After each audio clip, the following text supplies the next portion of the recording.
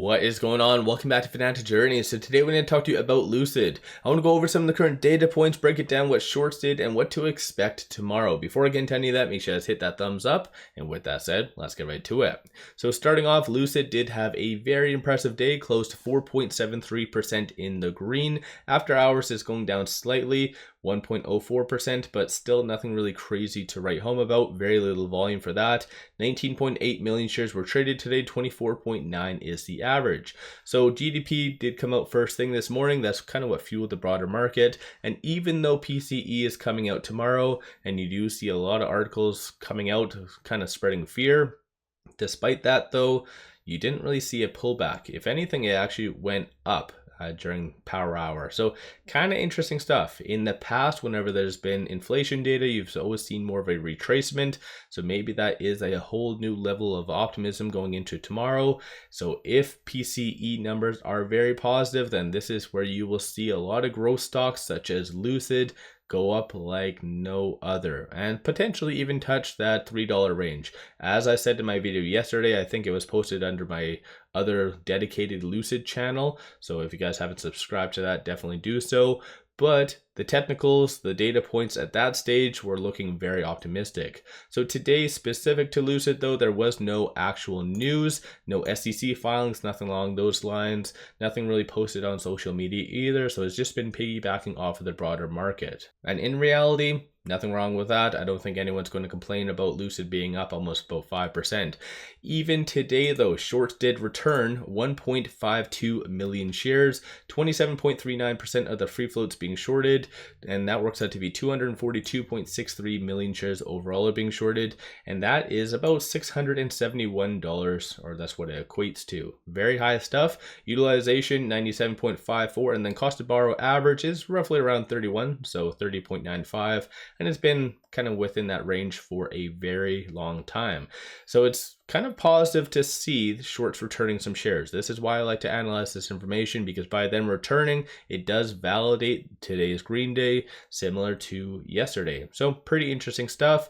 The only thing that really came out, not official stuff, but this was posted by 𝗖𝗓𝗡𝗘𝗖𝗧, both things in fact, there's two things I wanted to bring up, but one of which was right here. So in the past, whenever Lucid doesn't really put out PR, there's ways to find out what they're doing. One of which is their hiring. So there hasn't been any abnormal hiring as of late. So the last one was roughly a lot of positions out in South Korea. So that obviously was more so alluding to Hyundai at the time. And I think that came out in March, if I remember correctly. But beside the point, Gravity. So various different trademarks of the Gravity. As what Peter even said during the last two earnings, there is going to be different variations of the Gravity. Hopefully lower price ones, so it should come in line at around that 80 to start off with, and ideally have different lower models as well. So you do see the Air Cross, so I think this might be for the 2026 mid-size vehicle, although I believe they actually did another one, wasn't it Space or something like that? So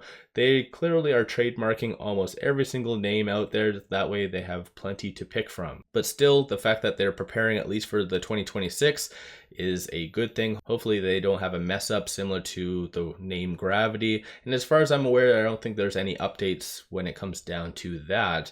So the fact that they're still pursuing the Gravity is kind of optimistic. So you do have the Gravity Dream Edition, and then just Lucid Gravity and Gravity. So yeah, I think that's pretty good stuff. At least they're preparing for the foreseeable future, which Gravity is going to be the next big thing. And this is very Lucid-like to use Dream Edition on everything. So let me know your thoughts on that in the comments below. Looking at options, dollar value wise, surprisingly is very low today, but 342,000 in calls, 130 in puts. Sentiment wise, 58% of all the options being done today are bearish. And of the call options that are being purchased though, you do see a consensus for it to be above $3. And basically stay there for at least the next several weeks.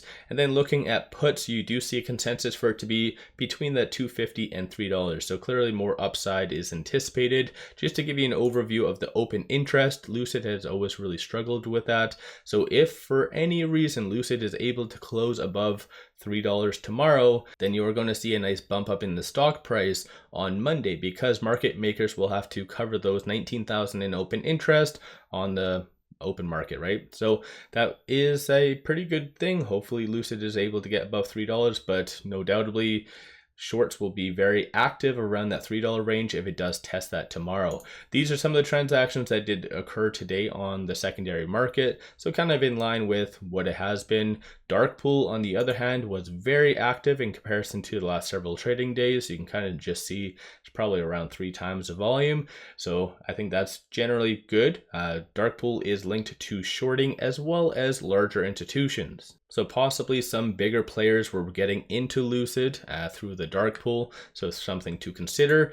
On the actual chart itself, so with it closing at 288, it is trading between this R1 and this R2. So 282 will be the next strong support, and then 297 will be that next strong resistance. So especially with PCE coming out tomorrow, anticipate pretty much everything to be touched. So probably a lot of volatility as people try to digest the data and interpret when there is going to be rate cuts, because that's pretty much going to be the next big thing for Lucid, is rate cuts and just the whole EV sector, because like the whole EV sector is very sensitive to interest rates, as I've said. So let me know your thoughts on that. If it does get close to this R2, this is where once again you will see shorts get a little bit more active, because they definitely will not want it to be above that $3 range. So just kind of anticipate that to come sooner rather than later. But on the actual chart, today was a very positive day because it did successfully transition from the lower to the higher percentile of the Bollinger Band.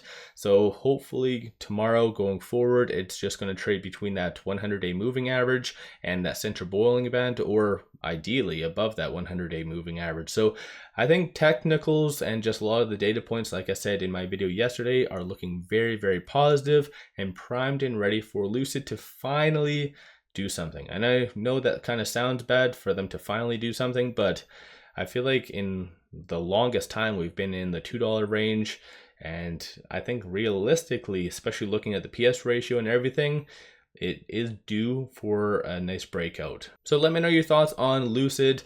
On a side note though, you do see stochastic very oversold. So if there is a good piece of news specific to Lucid, or if they announce a Hyundai or some other partnership, I think that would be pretty kick-ass. So then that might incentivize value investors and retail investors and whatever else to get into Lucid, hopefully giving it a nice push up higher, just above that $3 range. And then number of retail investors were getting in today. So let me know your thoughts on Lucid. Don't forget to hit that thumbs up and subscribe. I always greatly appreciate that.